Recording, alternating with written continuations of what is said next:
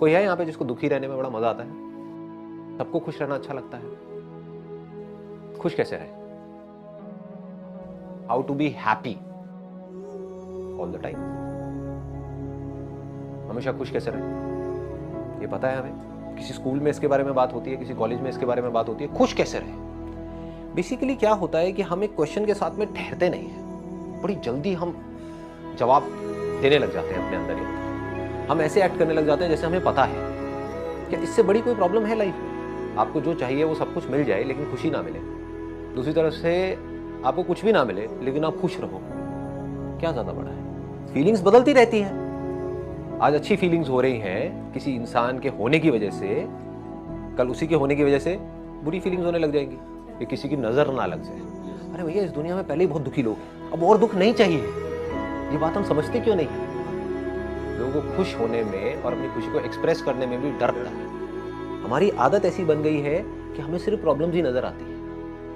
हमारे अगर पेरेंट्स हैं तो उनकी अच्छाइयां नजर नहीं आती है, उनकी भी कमियां ही नजर आती है, इसलिए हम दुखी हैं।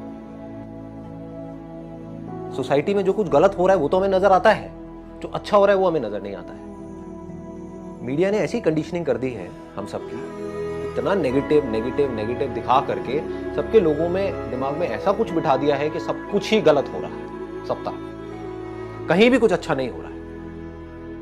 इस दुनिया को कैसे लोग चाहिए? वो जो दुखी हो, औरों के दुख की बात करके दुखी हो, इस सोसाइटी में जो कुछ बुरा हो रहा है उसकी बातें करें और दुखी हो जाएं, आपको भी दुखी कर दें।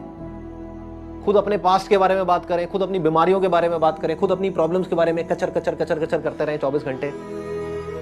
हमारा दिमाग हमेशा नेगेटिव चीज की तरफ ही जाएगा। कोई अच्छा इंसान भी आएगा तो वो भी हमें बुरा ही लग रहा होगा। कोई इंसान कुछ अच्छा भी कर रहा होगा हमारे साथ में, तब भी हमको अंदर से डाउट आ रहा होगा, ये अच्छा कर रहा है, जरूर इसका कोई ना कोई मतलब है।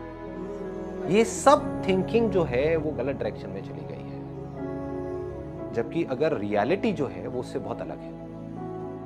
आप एक्चुअल में आंख खोल करके इस दुनिया को देखोगे, मीडिया की नजर से नहीं, उस कंडीशनिंग से नहीं जैसा कि मीडिया ने हमारे माइंड को कंडीशन कर दिया, बल्कि एक्चुअल में लोगों को देखोगे, ध्यान से देखो कभी बैठ करके, आपको भोलापन नजर आएगा, इनोसेंस नजर आएगा। हर आदमी अंदर से कहीं ना कहीं से डरा हुआ है, हर आदमी खुश होना चाहता है, आपसे बिल्कुल भी अलग नहीं है। हर आदमी अपने अपने तरीके से, तरीके अलग अलग हैं हर एक के, बट खुश होने की कोशिश कर रहा है, खुश रहने की कोशिश कर रहा है।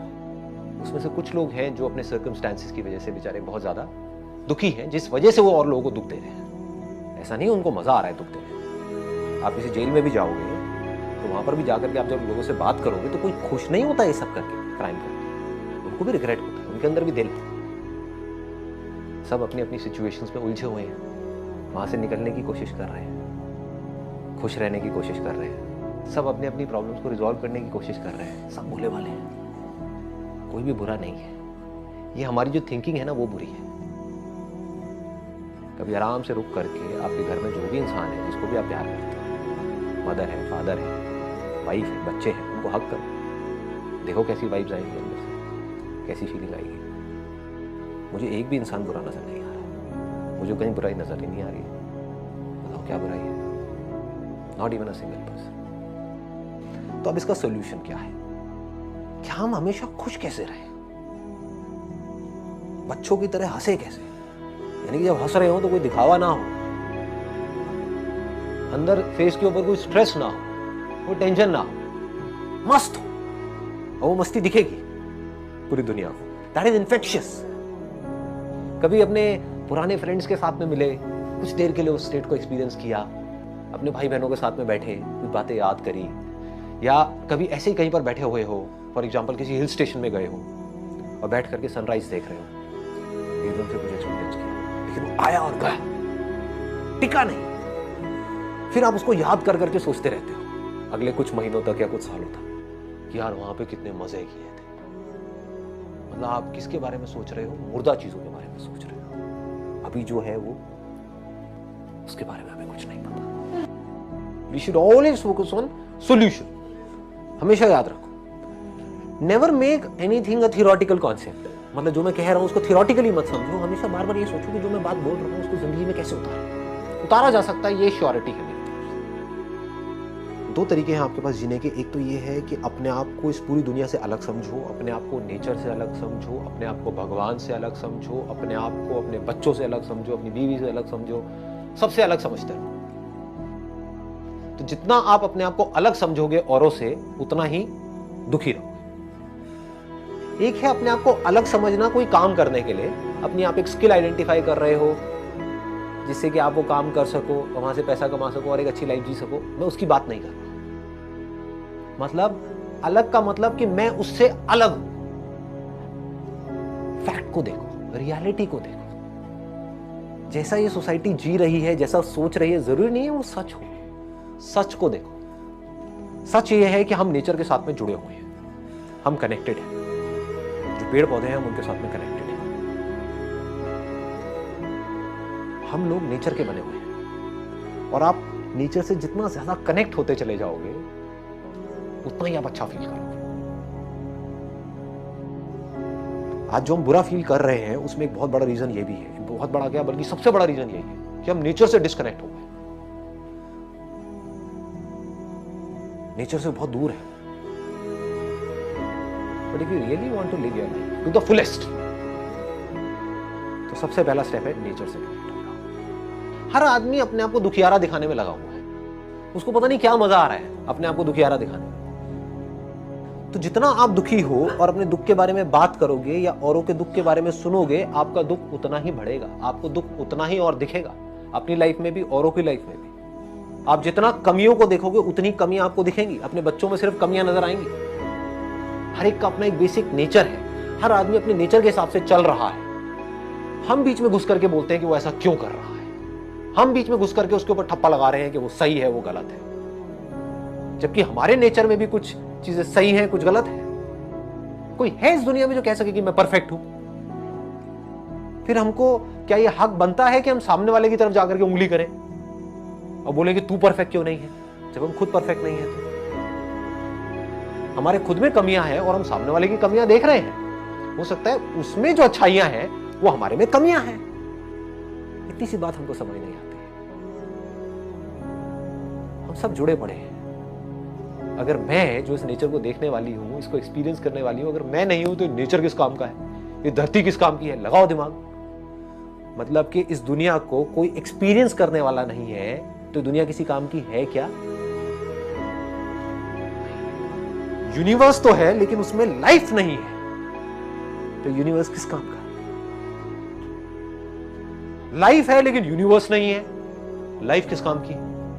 आप जो भी कुछ कर रहे हो सुबह से शाम तक, कैसे कर रहे हो? लगाओ दिमाग।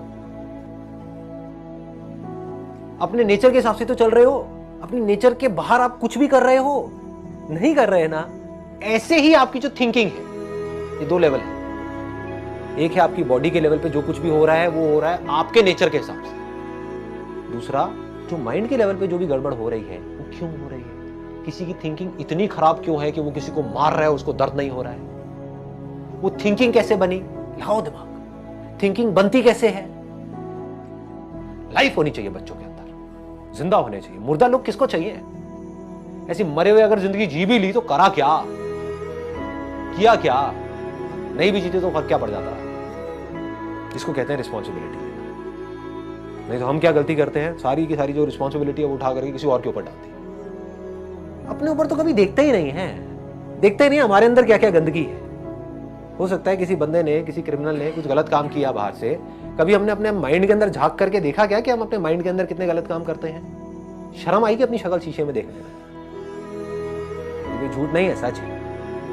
हम अपने माइंड में किस किस के बारे में क्या क्या सोचते हैं कि हमारे धर्म के हिसाब से वो सब सही है, हमें स्वर्ग मिलेगा नर्क मिलेगा उस थिंकिंग के अकॉर्डिंग। लगाओ दिमाग। आप लोगों के अंदर झांक करके देख सकते हो और खुद को देख सकते हो, दूसरों में अपने आप को देख सकते हो। अगर ऐसा कर पाओ तो कहां है लड़ाई झगड़ा? आपको समझ आ जाए कि मैं बाद में इंडियन हूं, बाद में एक मेल फीमेल हूं, बाद में ह्यूमन बीइंग हूं, सबसे पहले तो मैं एक बीइंग, सबसे पहले तो मैं लाइफ हूं। वो लाइफ जो एक दूसरे से अलग अलग नहीं है, एक ही है, जुड़ी पड़ी है। सबसे पहले तो इस इल्यूजन को हमको हटाना है कि जब ये दुनिया परफेक्ट हो जाएगी तो मैं खुश होऊंगा, या जब ये दुनिया ठीक हो जाएगी तब मैं खुश होऊंगा। वो कभी नहीं होगा। तो आप खुश कैसे होगे? ये दुनिया जैसी थी वैसी ही है, वैसी ही रहने वाली है। पहले तो इसको अपने दिमाग में हमको अच्छे तरीके से बिठाना है। इस दुनिया में पहले भी कुछ अच्छे लोग थे, कुछ बुरे लोग थे, आज भी कुछ अच्छे लोग हैं, कुछ बुरे लोग हैं, कल भी कुछ अच्छे लोग होंगे, कुछ बुरे लोग होंगे। और हमेशा याद रखना है, इस दुनिया में अच्छाई बुराई से बहुत ज्यादा है। अगर ऐसा नहीं होता तो आप लोग अभी जिंदा नहीं होते, हम लोग अभी जिंदा नहीं होते, हम सुसाइड कर चुके होते या फिर हमको कोई मार दिया होता। तो कहीं ना कहीं कुछ अच्छा हो रहा है, कुछ लोग हैं जो अपना काम अच्छे से कर रहे हैं। जैसे ही हमारे दिमाग में इस तरह की चीजें आती हैं तो अब हमको अच्छाई दिखनी शुरू होती है। नहीं तो हमको सब जगह सिर्फ बुराई दिखेगी। जितना आप बुराई देखोगे उतना ही दुखी हो, जितना आप दुखी होगे दुनिया को उतना ही दुखी करो, और फिर उस दुख के एक्सक्यूजेस दो। इसको प्यार बोलते हैं। प्यार क्या है अगर कनेक्शन नहीं है?